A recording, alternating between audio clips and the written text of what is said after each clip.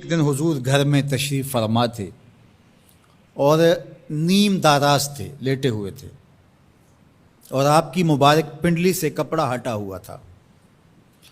مرد کا پردہ گھٹنوں سے لے کر کے ناف تک ہے۔ فاستاذن ابو بکر فاذن لہ، تو حضرت ابو بکر رضی اللہ تعالیٰ عنہ آئے، حضور نے کہا آ جائیے۔ وہو تلک الحال، اور آقا کریم اسی حالت میں بیٹھے ہوئے تھے۔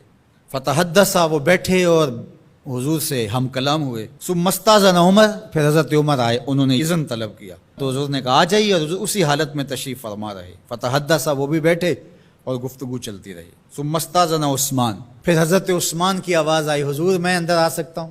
فجلس رسول اللہ صلی اللہ علیہ وسلم، حضور سیدھے ہو کے بیٹھ گئے۔ وسوى ثيابه، اور جلدی جلدی اپنی پنڈلی کے اوپر کپڑا ڈال دیا۔ جب یہ لوگ چلے گئے، حضرت ابو بکر رضی اللہ تعالیٰ عنہ بھی، حضرت عثمان بھی، حضرت عمر رضی اللہ تعالیٰ عنہم چلے گئے۔ قالت عائشہ رضی اللہ تعالیٰ عنہ، حضرت عائشہ فرماتی ہیں میں نے کہا حضور ابو بکر آئے تو آپ بیٹھے رہے، جنبش نہیں کی، کپڑا سیدھا نہیں کیا۔ حضرت عمر آئے تو آپ اسی حالت میں رہے اور باتیں چلتی رہیں، لیکن جب عثمان آئے تو پھر آپ ایک دم اپنا کپڑا سیدھا کرنے لگے اور اٹھ کے بیٹھ گئے۔ تو سنو میرے حضور نے کیا جواب دیا۔ کہا میں اس سے حیا نہ کروں جس سے اللہ کے فرشتے بھی حیا کرتے ہیں۔ کتنا بد نصیب ہے جو حضرت عثمان غنی پہ زبان درازی کرتا ہے۔ یہ عثمان وہ ہیں جس سے اللہ کے فرشتے بھی حیا کرتے ہیں۔ اللہ اکبر، یہ عظمت حضرت عثمان غنی رضی اللہ تعالیٰ عنہ۔ فرماتے ہیں حضرت مرہ بن قاب رضی اللہ تعالیٰ عنہ، حضور نے فتنوں کا ذکر کیا، فرماتے ہیں فمر رجل مقنع فی ثوب، ایک شخص گزرا اور اس نے اپنے سر کے اوپر چادر اوڑی ہوئی تھی، وہ چادر سے اپنے چہرے کو ڈھانپا ہوا تھا۔ فرمایا جب فتنے ہوں گے اور بہت فتنے اتریں گے تو یہ شخص جو گزر رہا ہے، یہ چادر اوڑے جا رہا ہے، یہ اس دن حق پہ ہوگا، یہ ہدایت پہ ہوگا۔ مرہ بن قاب کہتے ہیں میں دوڑا کہ میں دیکھوں یہ خوش نصیب کون ہے، تو جب نیڑے ہو کے دیکھا تو حضرت عثمان غنی رضی اللہ تعالیٰ، کیا تو میں نے حضرت عثمان غنی کے سر کو پکڑ کے حضور کی جانب ان کا رخ پھیرا۔ فقلت ھذا، میں نے کہا حضور یہ؟ کالا نام، کہا ہاں یہی۔ حضور نے حضرت عثمان غنی رضی اللہ تعالیٰ عنہ کی طرف اشارہ کر کے کہا جب فتنے بہت زیادہ ہو جائیں گے تو یہ شخص اس فتنوں کے زمانے میں مظلوماً شہید کیا جائے گا۔ تو حضرت عثمان غنی رضی اللہ تعالیٰ عنہ پر 40 دن تک پانی بن رہا، اپنے گھر میں معصور ہو کے رہ گئے، سخت اذیتیں کاٹیں۔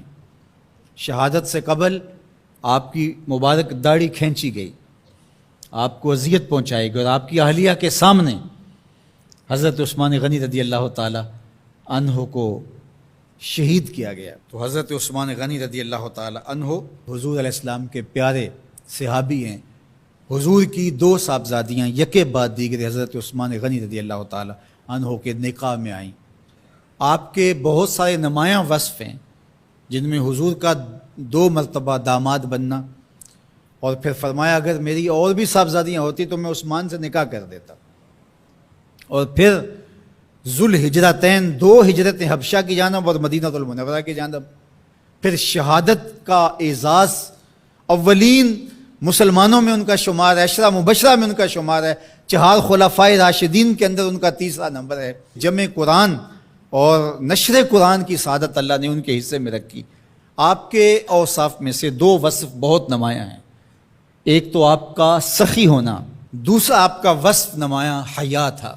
تو آج حضرت عثمان غنی رضی اللہ تعالیٰ عنہ کی ان صفتوں کو، حیا کو اپنے کلچر میں فروغ دینے کی ضرورت ہے، اپنی معاشرت میں فروغ دینے کی ضرورت ہے۔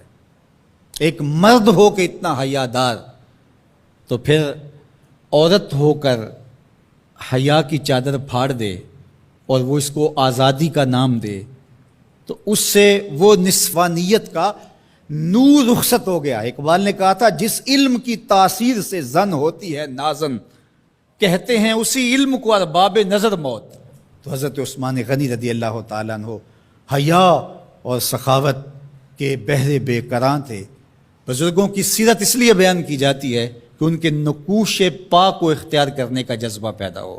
ان کا ذکر کرنا اس امت پر قرض ہے، اور ان کی محبت اور ان کا پیار اس امت کے رگ و ریشہ کے اندر محو نفوذ ہونا چاہیے۔